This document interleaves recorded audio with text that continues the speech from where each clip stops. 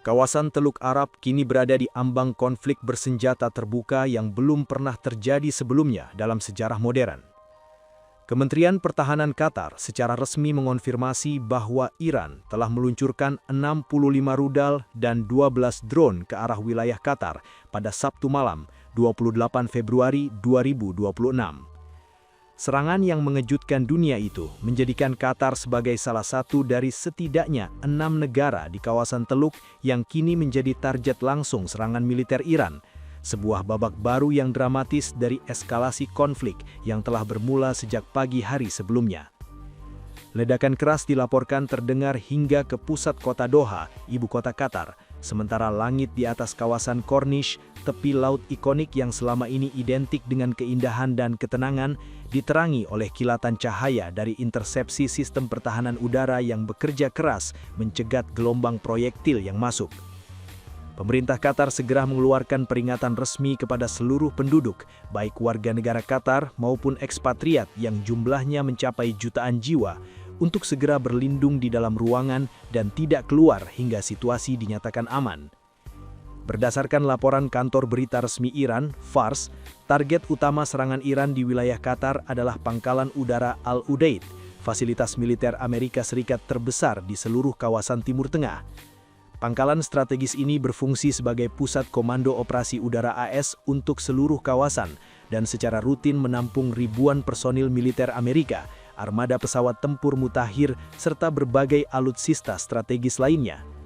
Keberadaan pangkalan ini pula yang selama ini menjadikan Qatar sebagai titik paling sensitif dan paling bernilai secara militer dalam konfigurasi pertahanan AS di luar daratan Amerika. Kementerian Pertahanan Qatar menerangkan bahwa sejumlah rudal Iran berhasil dicegat menggunakan sistem pertahanan udara Patriot yang merupakan sistem rudal permukaan ke udara canggih buatan Amerika Serikat. Namun Doha belum rinci secara resmi berapa banyak proyektil yang berhasil dihancurkan di udara dan berapa yang lolos dari intersepsi. Laporan jurnalis di lapangan menyebut sistem pertahanan udara aktif mencegat sejumlah rudal di atas langit Corniche, Doha. Skala serangan yang mencapai 65 rudal dan 12 drone, angka yang belum pernah terjadi sebelumnya dalam sejarah serangan militer ke wilayah Qatar, mencerminkan betapa seriusnya eskalasi yang kini tengah berlangsung. Para analis militer menyebut jumlah tersebut bukan sekedar pesan simbolis, melainkan upaya saturasi sistem pertahanan udara Qatar agar setidaknya sebagian proyektil dapat menembus dan mengenai sasaran. Ketegangan di Timur Tengah meningkat tajam setelah Amerika Serikat dan Israel meluncurkan serangan militer gabungan ke Iran pada Sabtu waktu setempat. Langkah tersebut langsung direspons Teheran dengan serangan balasan berupa rudal dan drone, memperluas potensi konflik di kawasan. Kronologi peristiwa ini bermula sejak pagi hari Sabtu 28 Februari 2026. Eskalasi dimulai ketika Kementerian Pertahanan Israel melancarkan serangan terhadap Iran pada Sabtu pagi. Israel juga menetapkan status darurat di seluruh wilayahnya setelah serangan tersebut. Tak berselang lama, Amerika Serikat juga melancarkan serangan terhadap sejumlah sasaran Iran dari udara dan laut, sebagaimana dilaporkan Reuters mengutip seorang pejabat AS. Target serangan disebut mencakup lokasi strategis di Teheran, termasuk area yang berada di sekitar kantor pemimpin tertinggi Iran, Ali Khamenei. Sejumlah laporan menyebut Khamenei dipindahkan ke lokasi aman di luar Teheran. Sementara itu, Presiden Iran, Masoud Pezeshkian, dipastikan dalam kondisi selamat berdasarkan keterangan pejabat Iran. Di sisi lain, media Israel juga melaporkan bahwa Panglima Angkatan Darat Iran, Amir Hatami, tewas dalam serangan. Namun laporan tersebut dibantah media Iran dan belum ada konfirmasi resmi dari otoritas setempat. Sebagai aksi balasan, Korps Garda Revolusi Islam Iran, IRGC, mengonfirmasi peluncuran gelombang pertama serangan roket ke arah Israel. Teheran meluncurkan rudal dan drone sebagai tanggapan atas agresi tersebut.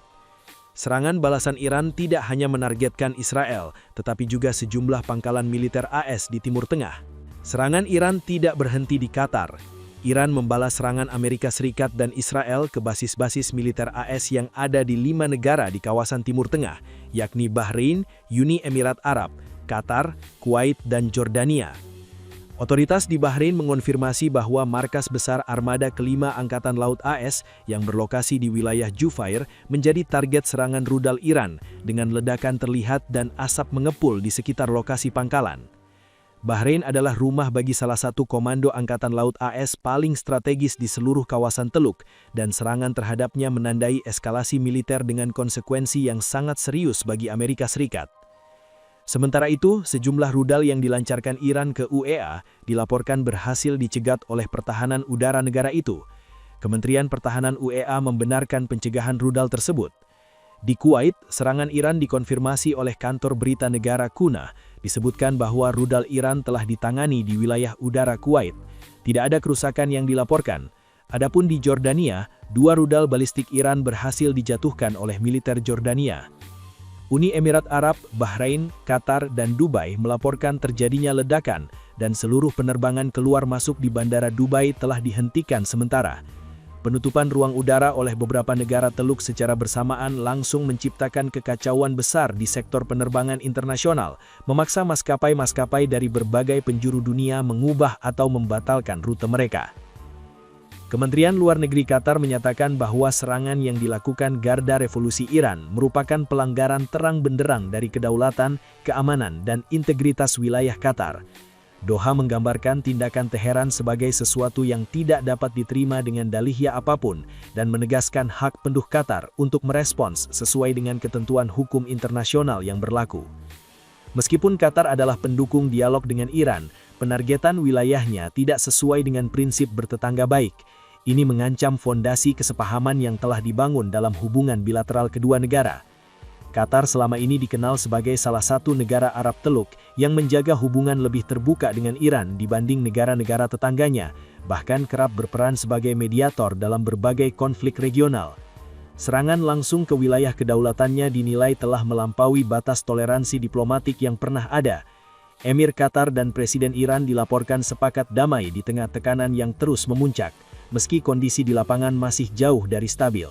Tehran menegaskan, serangan itu merupakan bentuk pembelaan diri atas pelanggaran kedaulatan wilayah Iran oleh operasi militer gabungan AS Israel. Kementerian Luar Negeri Iran dalam pernyataan terpisah mengisyaratkan dengan tegas bahwa Tehran tidak akan membatasi respons militernya. Seorang pejabat senior Iran kepada Al Jazeera menyatakan bahwa seluruh aset dan kepentingan Amerika Serikat dan Israel di kawasan Timur Tengah kini dianggap sebagai target yang sah dan tidak ada garis merah yang akan menghentikan mereka. Pasukan pertahanan Israel menyatakan sedang mengerahkan seluruh kemampuan untuk mencegat rudal-rudal Iran. Pihak rumah sakit menyebutkan bahwa sesuai instruksi Kementerian Kesehatan, pusat-pusat medis di seluruh Israel telah beralih ke mode darurat, serta memindahkan pasien kritis dan prosedur operasi ke fasilitas bawah tanah atau melakukan tindakan di zona aman. Hingga kini belum ada indikasi deeskalasi, sementara komunitas internasional memantau situasi dengan kekhawatiran terhadap potensi meluasnya konflik regional. Eskalasi di kawasan Teluk Arab ini mulai menimbulkan dampak yang dirasakan secara langsung oleh Indonesia. Ribuan warga negara Indonesia dilaporkan berdomisili dan bekerja di Qatar, Bahrain, Uni Emirat Arab, dan Kuwait, negara-negara yang kini berada dalam lingkaran konflik. Kementerian Luar Negeri Republik Indonesia melalui perwakilan diplomatiknya di kawasan tersebut telah mengeluarkan imbauan kepada seluruh WNI agar menghindari area-area berbahaya, mengikuti instruksi otoritas setempat, dan segera menghubungi KBRI maupun KJRI terdekat jika membutuhkan bantuan konsuler. Kedutaan Besar AS di berbagai negara Timur Tengah juga menyerukan warga negara Amerika di kawasan tersebut untuk berlindung di tempat masing-masing, termasuk warga AS di Israel, Uni Emirat Arab, Bahrain, Kuwait, Qatar, dan Yordania. Sektor penerbangan Indonesia pun berpotensi terganggu. Sejumlah rute populer yang menghubungkan kota-kota besar Indonesia dengan Eropa, Afrika Utara, dan Timur Tengah melintas melalui wilayah udara kawasan Teluk. Penutupan ruang udara yang kini berlaku di beberapa negara Teluk secara bersamaan memaksa maskapai-maskapai Indonesia dan internasional yang melayani rute tersebut untuk mengambil jalur alternatif yang lebih panjang, berdampak pada keterlambatan jadwal dan potensi kenaikan biaya operasional. Hingga berita ini diturunkan pada Minggu pagi, 1 Maret 2026, situasi di kawasan Teluk Arab dan Timur Tengah secara keseluruhan masih terus berkembang dengan cepat dan sulit diprediksi. Perkembangan selanjutnya akan sangat bergantung pada respons militer lanjutan serta peluang diplomasi yang tersisa di tengah situasi yang kian tidak menentu. Dewan Keamanan Perserikatan Bangsa-Bangsa dijadwalkan menggelar sidang darurat untuk membahas eskalasi ini, meski efektivitasnya dipertanyakan mengingat hak veto yang dimiliki oleh beberapa pihak yang berkepentingan langsung dalam konflik ini. Komunitas internasional kini menahan nafas, khawatir bahwa konflik antara tiga kekuatan besar, Iran, Israel, dan Amerika Serikat, yang telah menyeret negara-negara Teluk ke dalam pusaran perang terbuka, dapat berkembang menjadi krisis geopolitik paling berbahaya yang pernah melanda kawasan Timur Tengah dan dunia di abad ke-21 ini. Download Tribun X sekarang, menghadirkan lokal menjadi Indonesia.